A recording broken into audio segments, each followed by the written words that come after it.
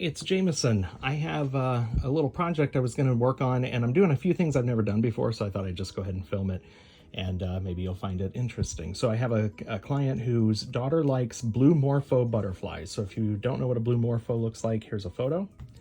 And the blue morpho, what she wanted to do was create a butterfly then that we could hang in her room. So I have a cheap shadow box frame that I got. It was cheap because I got it on clearance for $5. And so this was the right size and what she wanted. We're going to put some neo lavender, I think, glass in the back, but I need to create this blue morpho butterfly. And so what I've done is I grabbed an image of a blue morpho, I've printed it out, and now I'm going to trace this onto clear glass and take it to my ring saw and cut it up.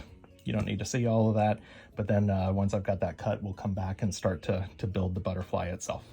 Okay, so I have my glass cut here, and it's not perfect, but butterflies aren't necessarily perfect either. I'm generally happy with it. So let's talk a little bit about color. So I am going to start, again, if you look at the photo here, there's a lot of variation in the blue. I'm going to start with blue and probably a fairly thick layer of blue on my clear.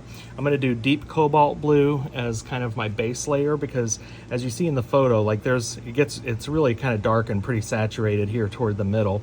So I'm going to do cobalt blue, relatively heavy there, a little bit, to kind of give full coverage. And then I'm just going to really start layering. So another lighter shade of blue, just regular cobalt. So I had deep cobalt. Now I'm going to go to cobalt then after that. And then to continue to build a lighter palette, because right here, it's relatively light there.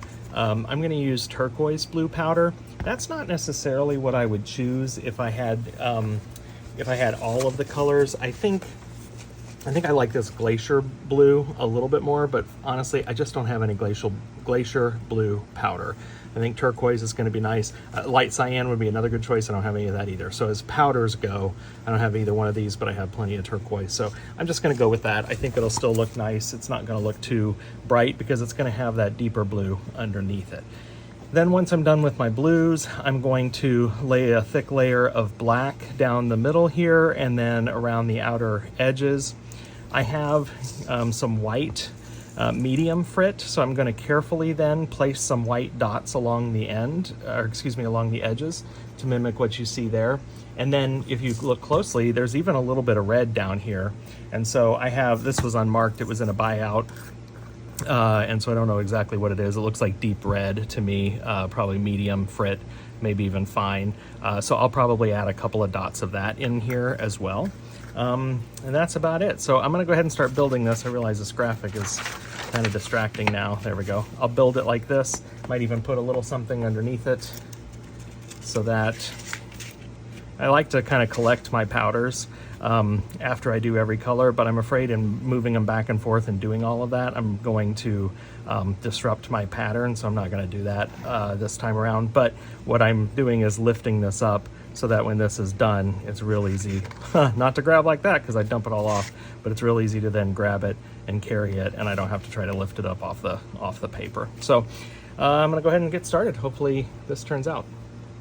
Oh, I forgot to mention the veins that are in the middle.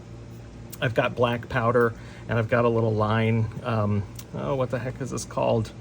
Basically a little line sifter. I'm going to try to mimic some lines down the middle. I am not going to go overboard on all of those veins. There's quite a lot, but I'll do a couple of kind of symbolic ones to give you the sense, and I'm going to use my little sifter here for that.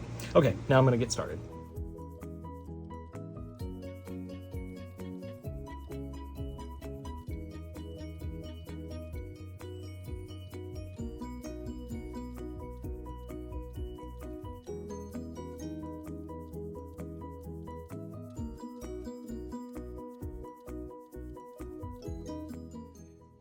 Here's my butterfly. I think that's kind of neat. So there's some things I might do a little differently if I were doing it again. I did add a little bit of dichroic pixie dust. I can't remember if I said that in the last video.